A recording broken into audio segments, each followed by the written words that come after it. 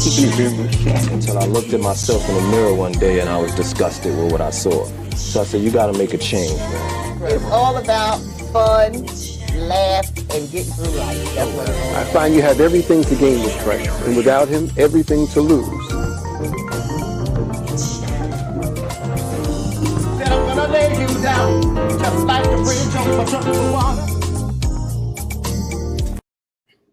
Hi, if you're just joining us, last week we were talking to our special guest, Assemblywoman Latrice Walker, and she's continuing to join us for the conversation.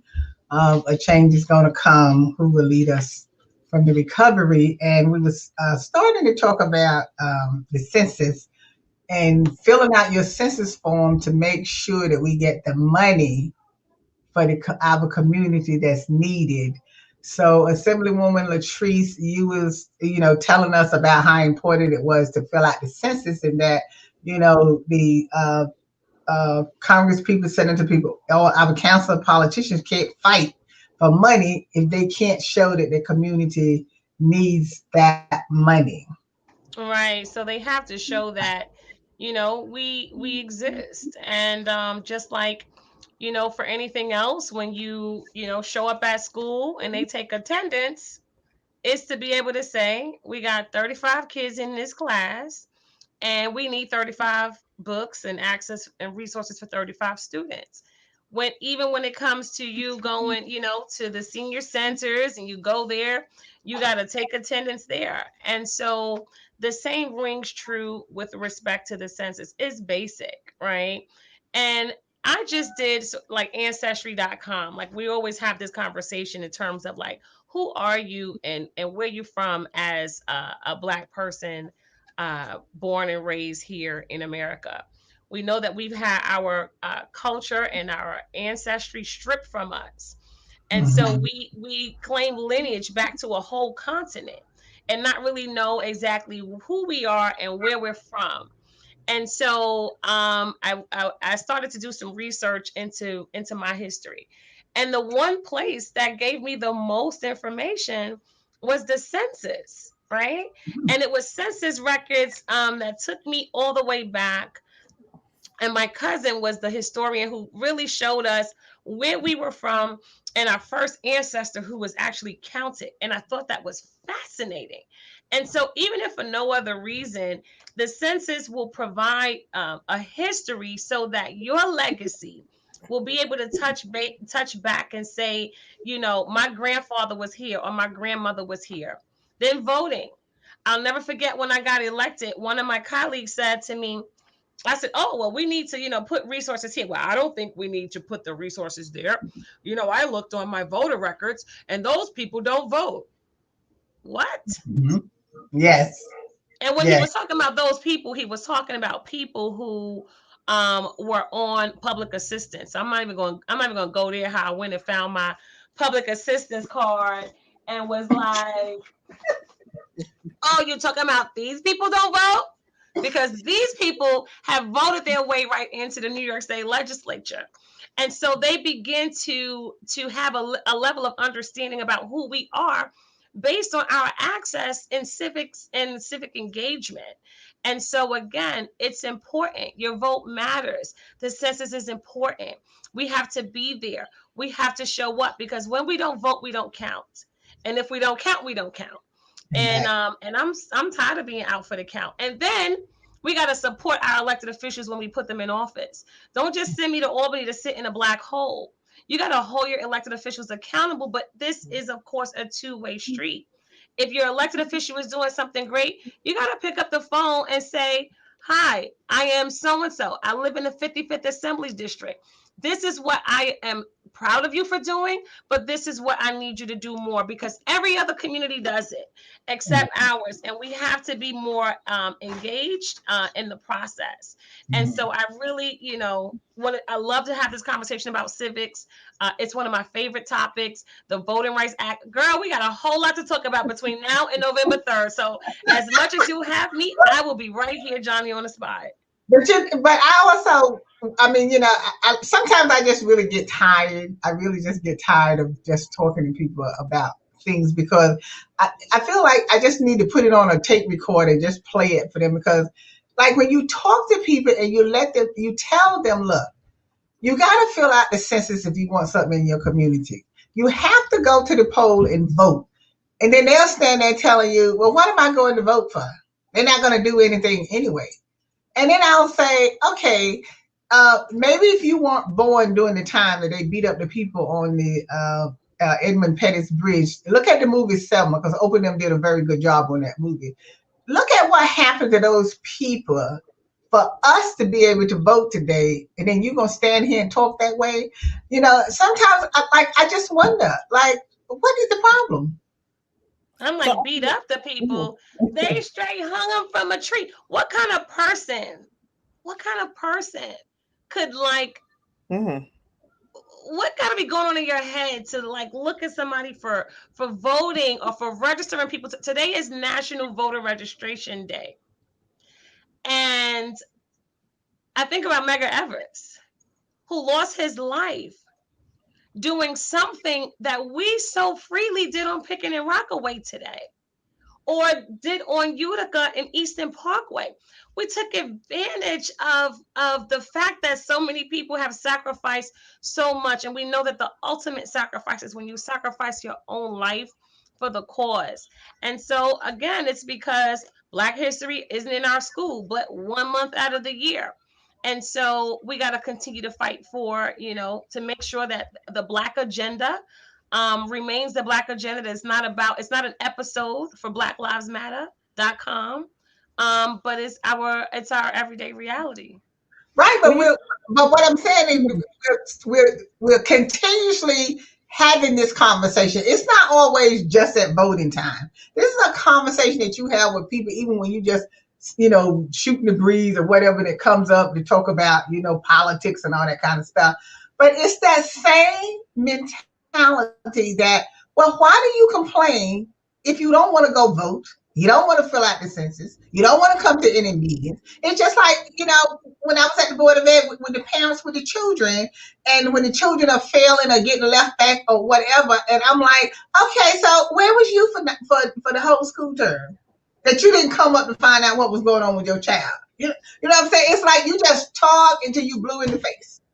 But you know what, Patty? The power of voting is fair.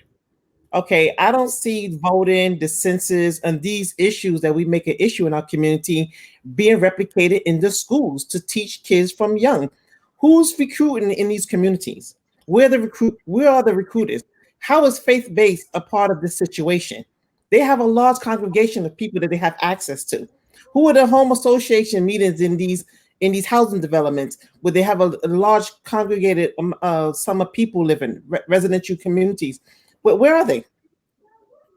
But that's true. They're out. They're out, but unfortunately, it's a roving meeting, right? Where the president, the vice president, the whoever else will show up. And these are the same people who are going to go to the community board. These are the same meeting going to go to the precinct council meeting. These are the same people going to come to our advisory board. And it's really, you know, trying to get the masses. It's not easy. Like, again, we were out on the corner today. One brother said to me, well, I just came home, so I can't vote. And I was like, hold on. Yes, you can. Yes, you, like, I was excited. And he just kept walking, you know, and it was just like, darn, right? But I'm gonna see you again, because this is Picking Avenue and everybody walks up and down it. But apathy is real. Like, these are the same people who government has messed over for so long that we have to give them something to believe in again. And, you know, so, you know, the topic of the last show was a change is gonna come.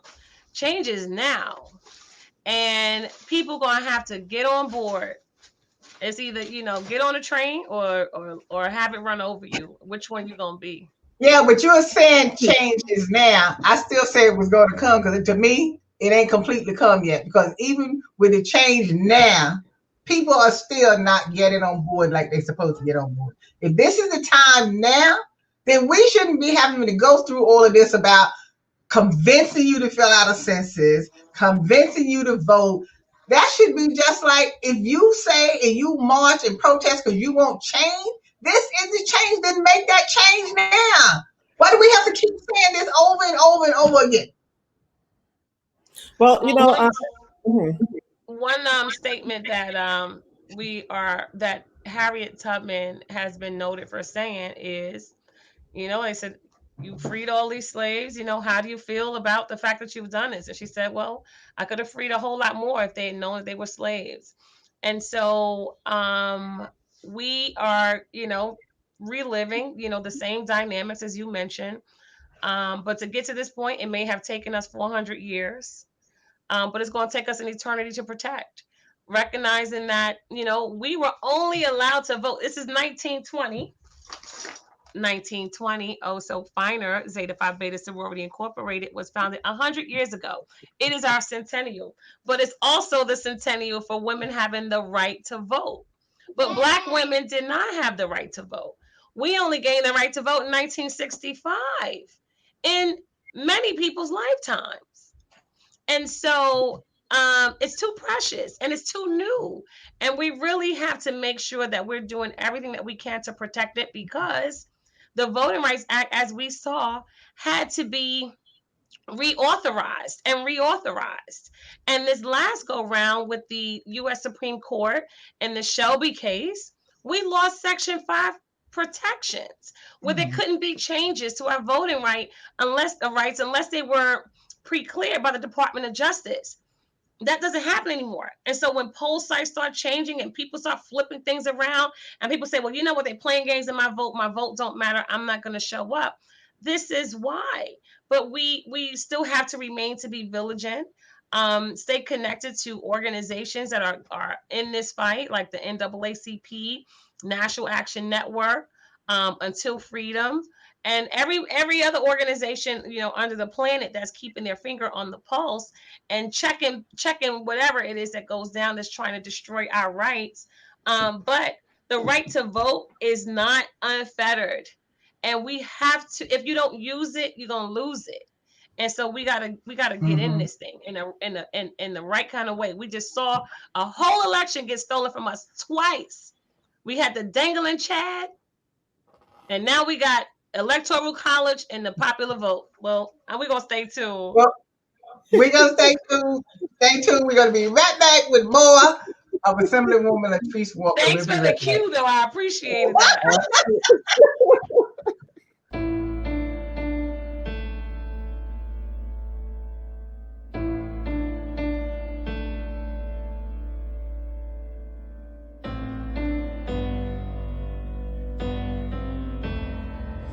This is where you rise, this is where you shine, this is where you become the greatest of all time. History in the making.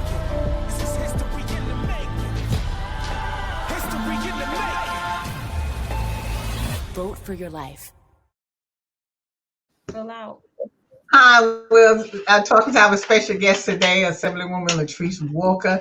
Now, I wanted to, before we run out of time again, I wanted to touch on the education system, the funding for the education system, because right now, we're just really like out there trying to get the kids back to school. So some are doing remote. Everybody is fighting against each other. I don't know why we just can't all come together to get this thing done for the sake of our children. It's just always a problem that we can't work together for our children. So what do you say about the education system? Well, I think Dr. V sum this thing up. I want to hear from Dr. V again. Well, I was a little concerned about the effects of remote learning. How are we evaluating these children? How many children at home with parents that have IEPs who can't help the children? And what about the children who use school as the outlet because the abuser is home? Who follow up with these students? Well, I always I think about my own experience with remote learning and the experience of my daughter. Right. I don't remember adding and subtracting improper fractions with, like numbers, unlike numbers, mixed numbers. I was like, I got to Google this thing. I got to try to figure it out. Let me tell you, I never even forget one day, she had an assignment, and I was like, I don't know the answer to that. And it just so happened that the district attorney, Eric Gonzalez, was communicating with me about perhaps like maybe the gun buyback program. And so I was like, well, your wife is a teacher. Can she help me with this? And really just to talk about the village, right? And so you hit the head on the nail on the head, because her village will provide access and answers. But what about those, villages that don't have that? I'm at home, but I have my law degree. Now, mind you, it doesn't mean that I didn't always do, terrible in math, because, I did, though I'm not going to claim it. But I struggle with it. But either way, I still can figure it out. Right. There's so many parents at home who, in the household I grew up in, my mom went to the 8th grade, and then she got to New York. She went to Maxwell. She took some sewing classes, got some certificates. My dad went to the 6th grade, then had to hit the farm. So I didn't have a lot of people at home to be able to, go back to say, help me out with these things.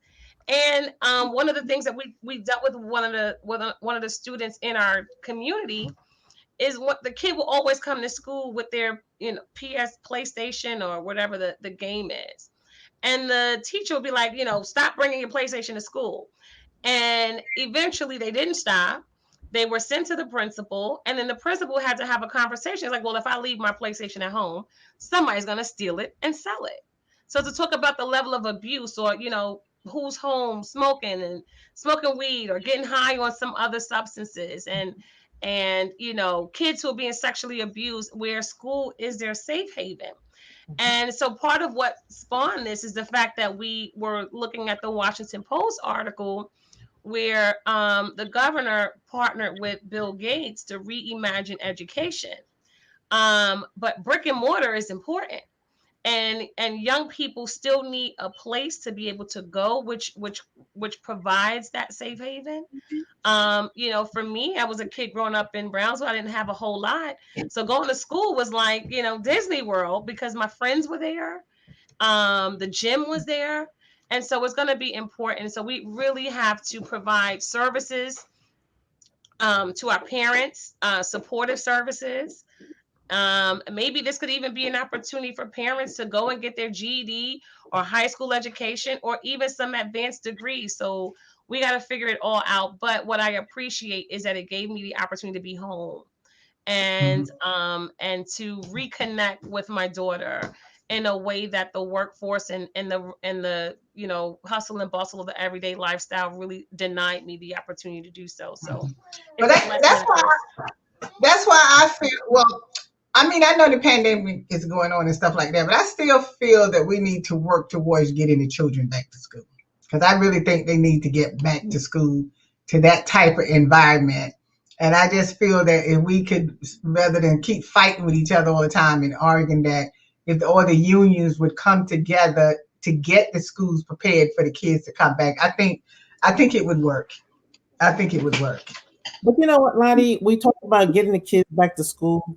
They're also expecting a second wave. Just with the little bit of opening that they have out there, the infection rate is going up, I believe, in 4 areas in Brooklyn. I mean, how do you safely send your kids to school when you have the teachers are being infected? Well, that's true too, but then people are still getting infected and they're not in the school. So people are still getting sick because you're still going outside talking to people up in their face, people in your face, people are still so people are still getting sick. So, but you don't know what's going to happen until they start going back to school. How do you know until you start sending them back to school? Yeah, you don't know, but a lot of these kids may be hungry. But then you still complaining about the remote. You just said, how did the kids gonna learn remote at home if they don't have anyone there? I said how remote learning. How do they monitor the kids with remote learning? And not that I'm against remote learning. If it's working, then albeit. But how are the kids benefiting from it? the kids here in New York are not accustomed to remote learning. They have a 2-second attention span. They can't sit still. They don't have the one-on-one help. They don't have people to help them. But that's what I just said. That's why I said they need to get back in school. Yes, but we're in a pandemic. We're not no flu season. We're in a pandemic. You So it's can't have it both ways. You talking about they can't get remote learning at home, but then you don't want to go back. We need precautions. They're expecting a second wave. It's supposed to be more deadly than the first. So you got to really pay attention to the scientists and the history of what a pandemic is and what the consequences of it is. Well, I understand that. If that happened, then just shut the schools down like you did before and put everybody back on remote again. You don't know, because it works both ways. If you say they're not getting it at home, then you don't want them to go back to school. So then where they gonna get learning from? What's gonna happen? Well, it's a social experiment. Yes. It's a social experiment. What you mean by that? What do you mean by that? You know, whenever it is that we've been here before, but it was, 100 years ago. And there were definitely some signs that we could touch bases with to be able to say, these are the things that are necessary in order to prevent a resurgence of the disease of COVID-19. And no matter how many times we give out masks, I love that the governor says this is a mask and this is a chin guard, right? But people still wearing chin guards and not masks. And then there's those folk who got the mask on and is, right here, but their nose and everything is out. You're not washing your hands. We're not using sanitizer the way that we should. And then you talked about too something important in the last show, Lottie, about the fact that masks and sanitizer and all those things were not readily available to all communities. But right now they are available to folk, and people just are not using them the way that they should. And so allow this to be our little PSA to be able to say it is time for these kids to go back to school.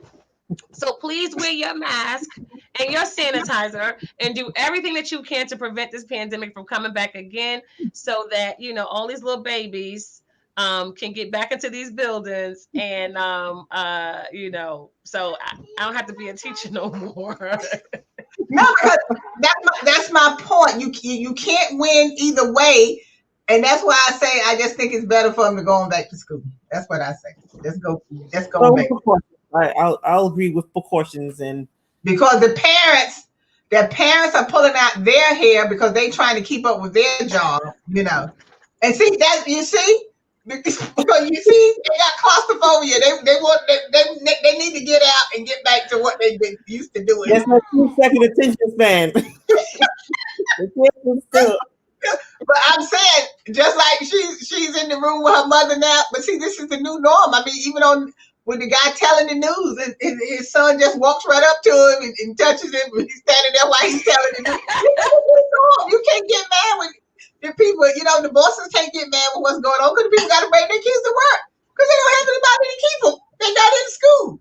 So I'm saying this is going to be the new norm. You can't say anything if the kids are walking behind you, or you call. Like I called the lady about my refrigerator and all this noise was going on and her kids was running around in the back. And she said, "Oh, I'm so sorry. They keep it going." I said, "So you working from home?" So she said, "Yeah." I said, "But it's okay. That's the new norm. That's what I said. That's what all the kids are doing." Right, exactly. And this is what they're growing up in. So this is what they're going to be used to. And, so go figure. I always remembered one of the things, like when Nile was a baby and learning how to talk, and her first word was daddy. And I would always say to people like, "Oh my God, what is she going to say, mommy?" And it was like, once she learned how to say mommy, she never stopped. And so again, it's really just helping us to get back to basics, and that I think is the thing about all of this that I really appreciate the most. And so now clearly she wants to be on camera because she's hearing all this talk about. So Latrice, our time is just about up, but I want you to say a few words to the people that may be watching, how important it is that they fill out their census and that they get to the polls and vote, and that they also, whether it's remote or whether it's in school, they just going to have to pull it together to help their kids survive through this. Because, our kids is falling behind. They're falling behind. And sometimes it's hard for some kids to catch up. And this is going to be a problem when this is over with. Well, I think that both of those things are the perfect segue, right? So my daughter is 8 years old, and by the time it's time for the census to come around again, she'll be 18 and at an age where she can complete her own census. Granted, she's in her own household. However, until then, her and all the other 8-year-olds and all the other children across America depends on us and as adults to hold the line for them, because they're going to have to live with these circumstances at least through their childhood and into their adulthood. So if you don't think that answering the census is important for you, then don't do it for yourself. Do it for the 8-year-old in your household or the 8-year-old who lives next door to you. Because when they're 18, you're going to expect for them to be able to do it for you, because you never know, you might be that person on Social Security, and but for their access and access to education, in order to make them the entrepreneurs and the workforce of the future, they depend on you to help them gain the resources they need today to make them marketable and viable. And of course, voting, we have an opportunity to do something out of this world on November 3rd.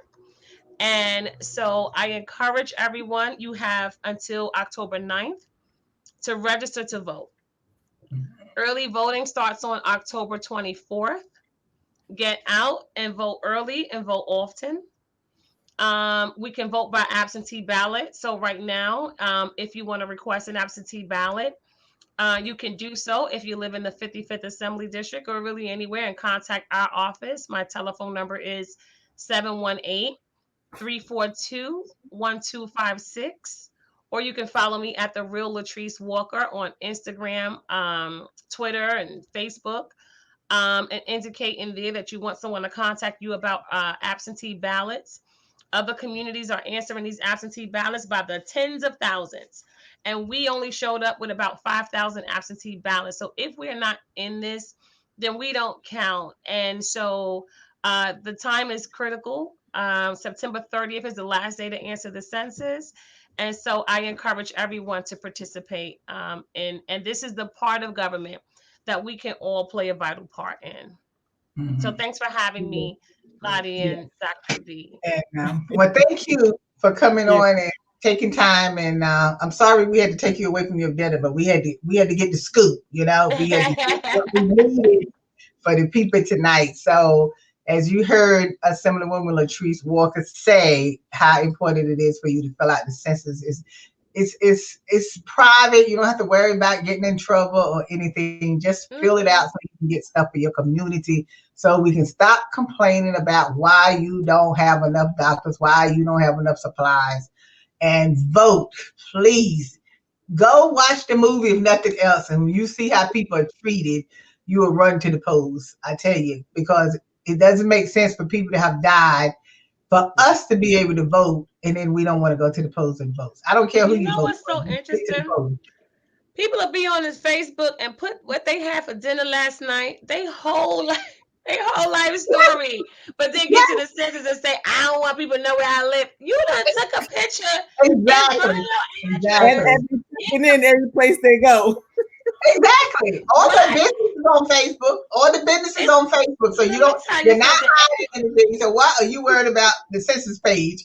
Because it only asks you 10 questions or 5 or 6 or something like that. We know everybody you've been in love with. We know everybody you don't like. Everything about everything. So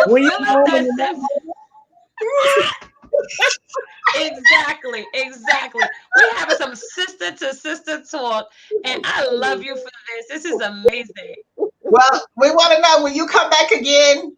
I will, and I want to bring my sisters with me. So we got to bring Councilwoman Alika Ampry Samuel and Congresswoman Yvette Clarke. Oh yes, I Yvette, love that we yes. have the 3 levels and 3 sisters out here. These girls are on fire, and we on fire right along with y'all. And so, the best man for the job is a woman. We gonna show them right. Absolutely. Absolutely. But we're gonna make that happen. We're gonna make that threesome happen. So we want to thank you for joining us, and hopefully you will come back again. And as I said before to everyone watching, please fill out the census and go vote. Okay. So thank you, Vanessa, for co-hosting tonight. And as always, we'll see you next time. All righty. Yeah. Today's show is sponsored by Abu's Bakery. If you have a sweet tooth, stop by Abu's Bakery for some delicious cakes and pies. It's Shannon. It's Shannon. It's Shannon.